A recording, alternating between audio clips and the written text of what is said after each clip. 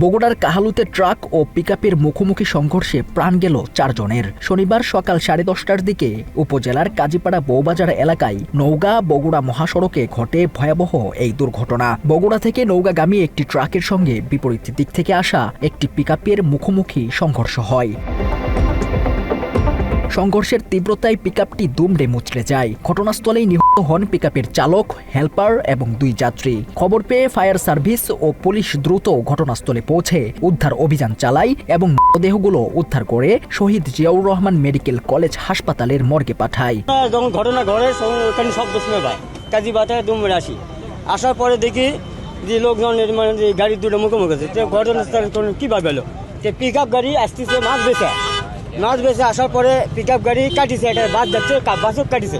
কাটার পরে ট্রাক আসা গেছে, মুখের সময় মারা গেছে। মারা দেওয়ার পরে 4 জনই এখানে গ্রস্ত।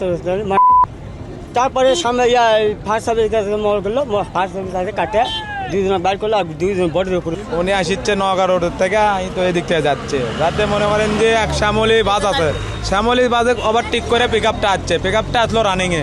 আসে মনে করেন যে আর মুখোমুখি হয়ে মনে করেন যে সংঘর্ষ একবারে আপডেট হয়েছে। বাত ব্যথা, প্যারালাইসিস কিংবা আর্থ্রাইটিস, আধুনিক প্রযুক্তি ও অভিজ্ঞ বিশেষজ্ঞদের সমন্বিত চিকিৎসার নির্ভরযোগ্য নাম DPRC। এই গাড়িটা আসলে সামনাসামনি মারছে, এই গাড়িটা খুবই ব্রেক করছে। গাড়ির দোষ না, একটা ভ্যান আসলে চাইতে ভ্যানটা নামা দিচ্ছে, এদিকে নামা দিচ্ছে। তারপরে এই গাড়িটা সে মারা দিয়া লোকগুলাকে ওই ভিতরে আছে। লাস্টে ড্রাইভার ইয়া কথা তাই না, মানে সিরা ইয়া কথা ব্যাট করলো। হ্যাঁ, খুবই স্পিডে, ওই দূরত স্পিডে, অত স্পিডে গাড়ি চালানো যায় না, সেই স্পিডটা দিছে। ফায়ার সার্ভিস জানিয়েছে সকাল 10টার সময় ট্রাক ও পিকআপের মুখোমুখি সংঘর্ষের তীব্রতায় পিকআপটি দুমড়ে মুচড়ে যায়। ঘটনাস্থলেই নিহত হন পিকআপের চালক, হেলপার এবং 2 যাত্রী।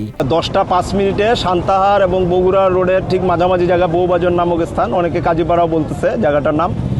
এমন জায়গায় আমরা একটা ট্রাক এবং একটা পিকআপের মুখোমুখি সংঘর্ষে পিকআপের মধ্যে থাকায় প্রায় 4 জন মতো স্পট ডেথ হয়। তার মধ্যে 2 জন স্পটে মারা এবং 2 জনকে আমরা ট্রাকের মধ্যে আটকা অবস্থায় এবং পিকআপের মধ্যে আটকা অবস্থায় 2 জনকে উদ্ধার করি এবং ওনারাও অবস্থাতেই ছিল।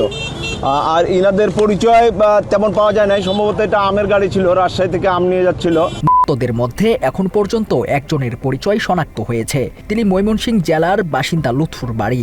বাকি 3 জনের পরিচয় নিশ্চিতের কাজ চলছে। দুর্ঘটনা কবলিত যানবাহন সরিয়ে মহাসড়কে যান চলাচল স্বাভাবিক করা হয়েছে। তথ্যচিত্রে আবুল কালাম আজাদ।